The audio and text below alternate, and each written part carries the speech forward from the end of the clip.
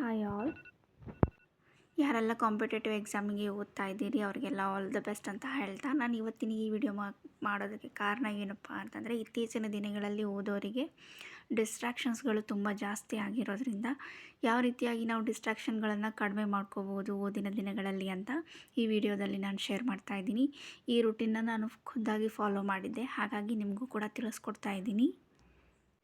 ಕೆಲವೊಬ್ಬರಿಗೆ ಬೆಳಗ್ಗೆ ಬೇಗ ಎದ್ದು ಓದುವಂತಹ ಹವ್ಯಾಸ ಇರುತ್ತೆ, ಇನ್ನು ಕೆಲವೊಬ್ಬರಿಗೆ ರಾತ್ರಿಯಲ್ಲಿ ಓದುವಂಥ ಮನಸ್ಸಾಗುತ್ತೆ. ಹಾಗಾಗಿ ನಿಮ್ಗೆ ಯಾವ ಟೈಮ್ ಕಂಫರ್ಟೇಬಲ್ಲು, ನಿಮ್ಗೆ ಯಾವ ಟೈಮಲ್ಲಿ ಇಂಟ್ರೆಸ್ಟ್ ಬರುತ್ತೋ ಆ ಟೈಮಲ್ಲಿ ನೀವು ಆರಾಮಾಗಿ ಓದ್ಬೋದು. ಇಲ್ಲಿ ಯಾವುದೇ ರಿಸ್ಟ್ರಿಕ್ಷನ್ಸ್ ಇಲ್ಲ, ನೀವು ಬೆಳಗ್ಗೆ ಬೇಗನೆ ಎದ್ದು ಓದಬೇಕು ಅಥವಾ ರಾತ್ರಿ ನೀವು ಓದಬೇಕು ಅನ್ನುವಂಥದ್ದು. ಆದರೆ ನೀವಿಲ್ಲಿ ಮುಖ್ಯವಾಗಿ ನಿಮಗೆ ಒಂದು ರೂಟೀನ್ನ ಸೆಟ್ ಮಾಡ್ಕೊಳ್ಳೋದು ತುಂಬ ಇಂಪಾರ್ಟೆಂಟ್ ಆಗುತ್ತೆ. ಹೀಗೆ ನೀವು ರೂಟೀನ ಸೆಟ್ ಮಾಡ್ಕೊಳ್ಳೋದ್ರಿಂದ ನಿಮ್ಮ ಮೈಂಡು ಫ್ರೀ ಆಗಿರುತ್ತೆ, ಆ ಟೈಮ್ನಲ್ಲಿ ಇನ್ಫಾರ್ಮೇಷನ್ನ ತೊಗೊಳ್ಳೋಕ್ಕೆ ರೆಡಿ ಆಗಿರುತ್ತೆ.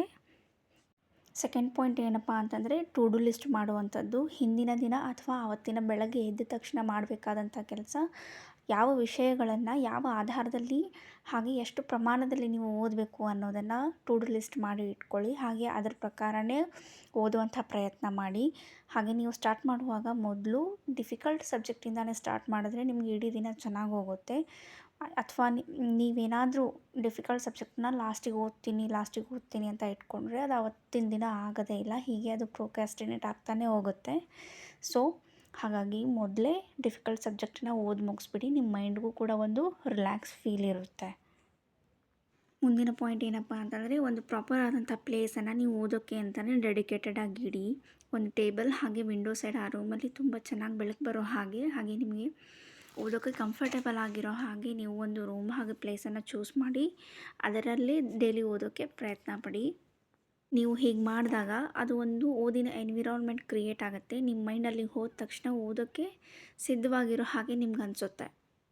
ಇನ್ನು ನೆಕ್ಸ್ಟ್ ಪಾಯಿಂಟ್ ಏನಪ್ಪ ಅಂತಂದರೆ, ನಿಮ್ಮ ಓದಿಗೆ ಬೇಕಾದಂಥ ಎಲ್ಲ ಪುಸ್ತಕಗಳನ್ನು ನೀವು ಅದೇ ರೂಮ್ನಲ್ಲಿ ಇಟ್ಕೊಳ್ಳೋದು ತುಂಬ ಒಳ್ಳೆಯದು. ಇಲ್ಲಾಂದರೆ ನಡುವೆ ಡಿಸ್ಟ್ರಾಕ್ಷನ್ ಆಗಿ ನನಗೆ ಆ ಪುಸ್ತಕ ಬೇಕಿತ್ತು, ಈ ಪುಸ್ತಕ ಬೇಕಿತ್ತು ಅಂತ ನೀವು ಪದೇ ಪದೇ ಎದ್ದು ಹೋಗೋದು ತಪ್ಪುತ್ತೆ. ಹಾಗೆ ಒಂದು ಆರ್ಡರಲ್ಲಿ ಆ ಪುಸ್ತಕಗಳನ್ನು ನೀವು ಅರೇಂಜ್ ಮಾಡಿ ಇಟ್ಕೊಂಡ್ರೆ ನಿಮಗೆ ಬೇಕಾದಾಗ ಟೈಮ್ ವೇಸ್ಟ್ ಆಗದೆ ಇರೋ ಹಾಗೆ ನಿಮಗೆ ಬೇಗ ಪುಸ್ತಕ ಕೈಗೆ ಸಿಗುತ್ತೆ. ಇನ್ನು ನೆಕ್ಸ್ಟ್ ಪಾಯಿಂಟ್ ಏನು ಅಂತಂದರೆ, ಒಂದು ಸಪ್ರೇಟ್ ಪೇಜನ್ನು ಯಾವಾಗಲೂ ನಿಮ್ಮ ಟೇಬಲಲ್ಲಿ ಇಟ್ಕೊಳ್ಳಿ. ಯಾಕೆ ಅಂತಂದರೆ, ಓದುವಾಗ ನಮಗೆ ಬೇಡದೇ ಇರೋ ವಿಷಯಗಳೆಲ್ಲ, ಬೇರೆ ಆಲೋಚನೆಗಳೆಲ್ಲ ತಲೆಯಲ್ಲಿ ಹರಿದಾಡ್ತಾ ಇರುತ್ತೆ. ಅದು ಸಹಜ. ಯಾವುದೇ ಕೆಲಸ ಮರ್ತು ಹೋಗಿರುತ್ತೆ, ಅದು ಸಡನ್ನಾಗಿ ಓದೋಕ್ಕೆ ಕೂತಾಗಲೇ ನೆನಪಾಗ್ತಾ ಇರುತ್ತೆ. ಇವಾಗ ಓದ್ತಿರೋದನ್ನು ಬಿಟ್ಟು ಮೊದಲು ಹೋಗಿ ಆ ಕೆಲಸನ ಮುಗಿಸ್ಬರ್ಬೇಕು ಅಂತ ಅನ್ನಿಸ್ತಿರುತ್ತೆ. ಆದರೆ ಆ ರೀತಿ ಮಾಡೋದ್ರಿಂದ ನಾವು ಮತ್ತೆ ವಾಪಸ್ ಬಂದು ಕಂಟಿನ್ಯೂ ಮಾಡುವಾಗ ಆ ಕಾನ್ಸಂಟ್ರೇಷನ್ ನಮ್ಮಲ್ಲಿ ಇರೋದಿಲ್ಲ. ಹಾಗಾಗಿ ಆ ಸಪ್ರೇಟ್ ಪೇಜ್ನಲ್ಲಿ ಈ ಕೆಲಸನ ಬರೆದಿಡಿ. ನಿಮ್ಮದು ಓದೋದು ಮುಗಿದ್ಮೇಲೆ ವಿಶ್ರಾಂತಿ ಸಮಯದಲ್ಲಿ ಆ ಕೆಲಸನ ನೀವು ಆರಾಮಾಗಿ ಮಾಡ್ಕೋಬೋದು. ಹಾಗೆ ಟೇಬಲ್ನ ಯಾವ ಥರ ಅರೇಂಜ್ ಮಾಡ್ಕೊಳ್ತೀರಿ ಅಂದರೆ, ನಿಮ್ಮ ಅಕ್ಕಪಕ್ಕ ಸ್ವಿಚ್ಗಳಿರಲಿ. ಯಾಕೆಂದರೆ ಈಗಿನ ಕಾಲದಲ್ಲಿ ಆನ್ಲೈನ್ ಕ್ಲಾಸಸ್ಗಳನ್ನು ಜಾಸ್ತಿ ಪ್ರಿಫರ್ ಮಾಡ್ತೀವಿ. ಹಾಗಾಗಿ ನಡುವೆ ಮೊಬೈಲ್ ಚಾರ್ಜು ಅಥವಾ ಲ್ಯಾಪ್ಟಾಪ್ ಚಾರ್ಜು ಕಡಿಮೆ ಆಗೋದ್ರೆ ಎದ್ದು ಹೋಗಿ ಚಾರ್ಜ್ ಹಾಕೊಂಬರೋ ಅಷ್ಟರಲ್ಲಿ ನಮ್ಮ ಕಾನ್ಸಂಟ್ರೇಷನ್ ಪೂರ್ತಿ ಹೊರಟೋಗಿರುತ್ತೆ. ಹಾಗಾಗಿ ಅಲ್ಲೇ ಒಂದು ಸ್ವಿಚ್ ಇದ್ದರೆ ನಾವು ಹಾಕ್ಕೊಂಡು ನಮ್ಮ ಓದನ್ನ ಕಂಟಿನ್ಯೂ ಮಾಡ್ಬೋದು. ಹಾಗೆ ಯಾವುದೇ ಸಬ್ಜೆಕ್ಟ್ನೂ ಕೂಡ ಓದೋಕ್ಕಿಂತ ಮೊದಲು ಇದು ತುಂಬ ಟಫ್ ಆಗಿದೆ ಅಥವಾ ಹಾರ್ಡ್ ಅನ್ನಿಸ್ತಾ ಇದೆ ನನಗೆ ಅಂತ ನಿಮಗೆ ನೀವೇ ಡಿಸೈಡ್ ಮಾಡ್ಕೊಳಕ್ಕೆ ಹೋಗಬೇಡಿ. ಹಾಗೆ ವಾಟರ್ ಬಾಟ್ಲು, ರಬ್ಬರು, ಪೆನ್ಸಿಲು ಇಂಥ ನೆಸೆಸಿಟಿಗಳನ್ನು ರೆಡಿ ಮಾಡಿ ಇಟ್ಕೊಂಡು ಓದೋಕ್ಕೆ ಶುರು ಮಾಡಿ.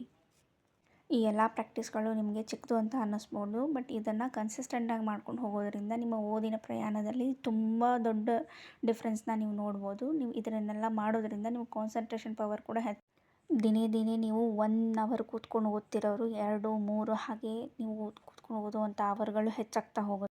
ನಿಮ್ಮ ಪ್ರೊಡಕ್ಟಿವಿಟಿ ಹೆಚ್ಚಾಗ್ತಾ ಹೋಗುತ್ತೆ. ಹಾಗೆ ಇವುಗಳ ಜೊತೆಗೆ ನೀವು ಮಾರ್ಕ್ಗಳನ್ನು ಕೊಡೋದನ್ನು ಮರಿಬೇಡಿ. ಇನ್ನೂ ಹಲವು ಟಿಪ್ಸ್ಗಳನ್ನು ನಾನು ಮುಂದಿನ ವಿಡಿಯೋದಲ್ಲಿ ಹೇಳ್ತೀನಿ. ಅಲ್ಲಿವರೆಗೂ thank you so much. Stay tuned. Bye.